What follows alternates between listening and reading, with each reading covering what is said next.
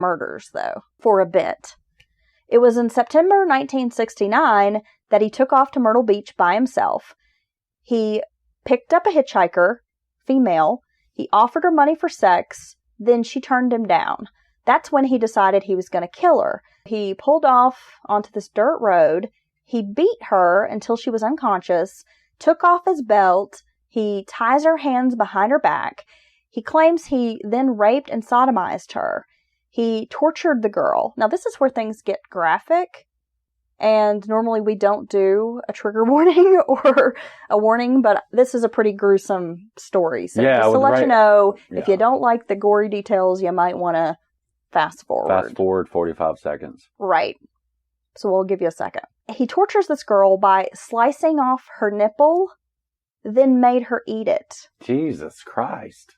He claims he stabbed her with an 11-inch blade in her vagina. Oh. She didn't die. He had some sort of pulley that he used, I guess, when he was stealing cars and lifting out car parts and things that he happened to have in his truck.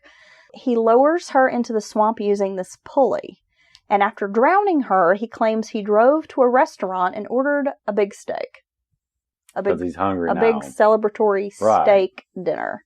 I have questions about this. Okay.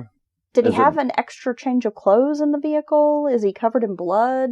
Well, he's heading to Myrtle Beach. So maybe he does have a bag. So maybe he has a bag of clothes. And even if that's fantasy, pure fantasy right there. It's pretty messed up. It's pretty fucking sick. Yeah. Just to even want to or think about doing that to a woman. Well, he would later talk about the murder in his book and say he felt like he could do anything he wanted to this girl. Yeah, well, that's those feelings, he's finally being restless all those years and being on the losing end of violence and things like that. He feels like a god now. You know, he feels that, he can do anything. And because she was a hitchhiker, there was no connection between the two of them. Right. Like no one could put them together. So he felt like he was going to get away with the murder, and that's what green-lighted because the only thing holding him back was more time in prison. Right. He just didn't want to go back to jail, but he's thinking, I'm going to get away with this.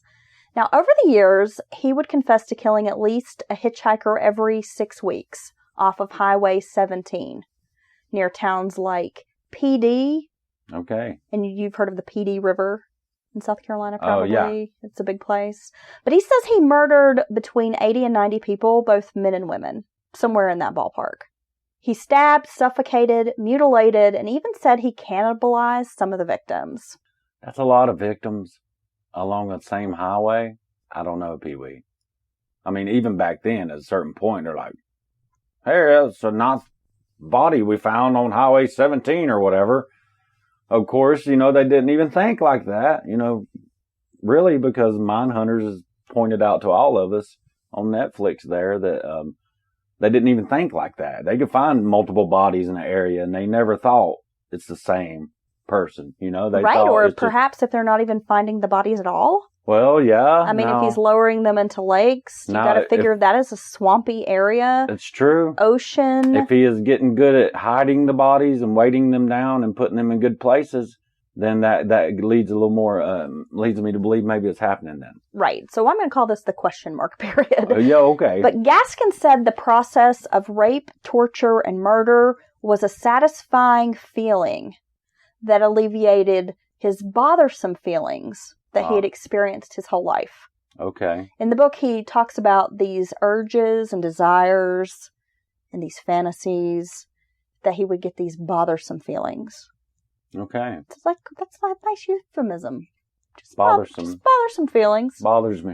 I'm thinking about cutting a woman's head off. I'm uneasy. Just a bothersome feeling. Stab a woman in her vagina with a 12-inch blade. That is bothersome.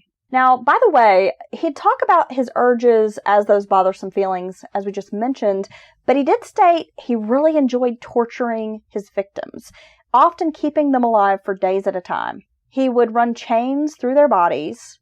Now, again, this is Pee Wee's elaborate details. So when he's saying chains through their bodies, I'm thinking like a human centipede type of thing, perhaps. Yeah.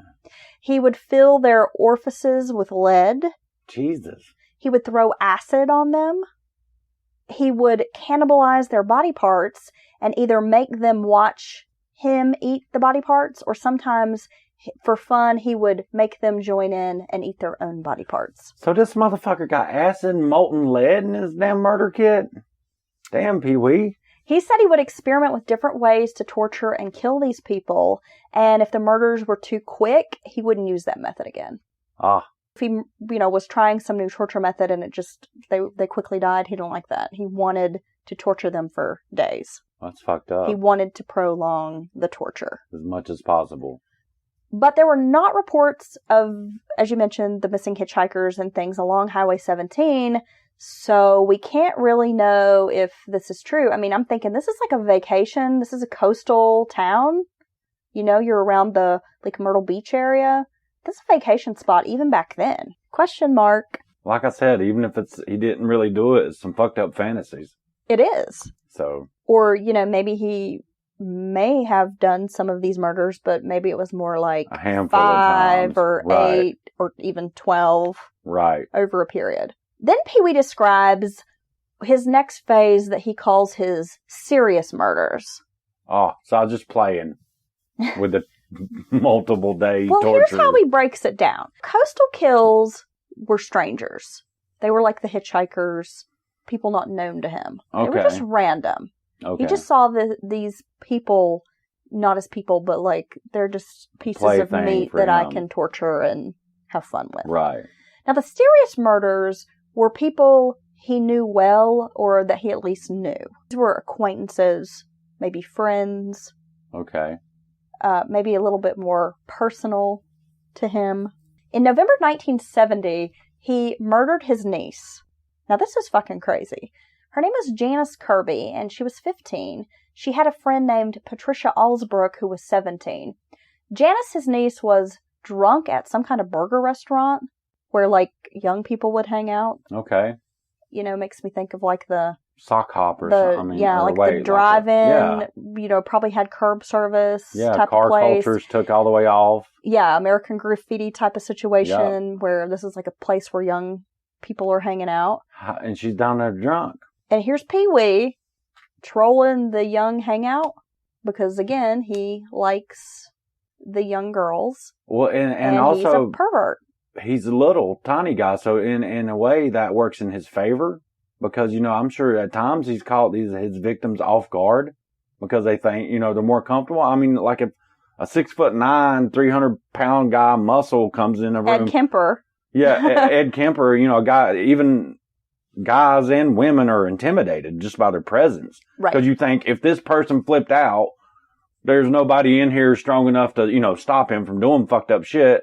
But with him, his little ass, and then next thing you know, he's fucking all over you like a damn little wiry little spider monkey who wants to fucking put chains through your body and make you eat your own nipple. Little torture monkey. He's trolling this burger restaurant looking for some middle schoolers when he sees his niece and her friend. She's drunk.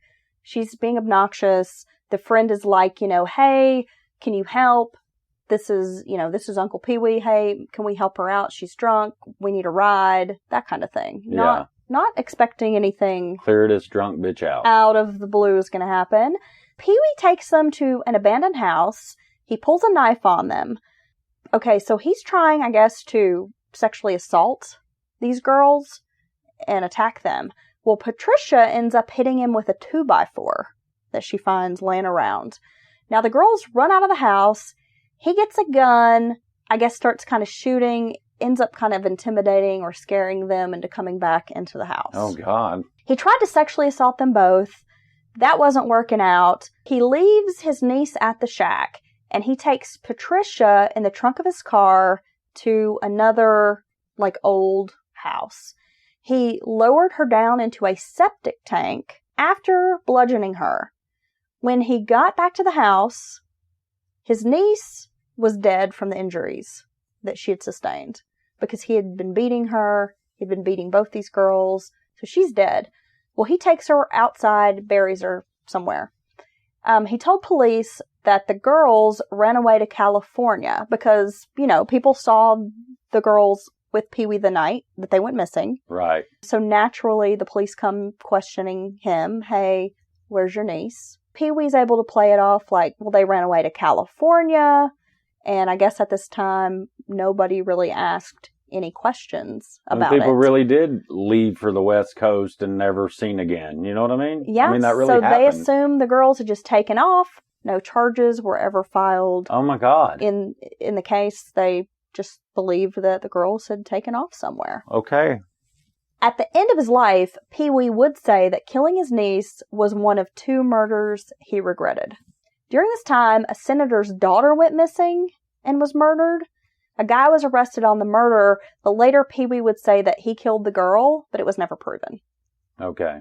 This is turning out to be a pretty large case. We're going to be doing a 2-parter. This is our first one. So this is the first part, and we'll get back into the murder of this senator's daughter in our second. I think that's a decent place to leave it there, don't you think? Yes, we're going to come back with part 2, but this has been part 1 of the Pee Wee Gaskins story. Yeah, and I've learned he's a fucked up little dude. He's a fucking freak. I know why Gary is all over this, like, you gotta do it. You gotta talk about Pee Wee. And he was right. He's fucked up. Right. And this is a good case. We'll be back with part 2 very soon. Keep your eyes peeled. Keep your eyes peeled.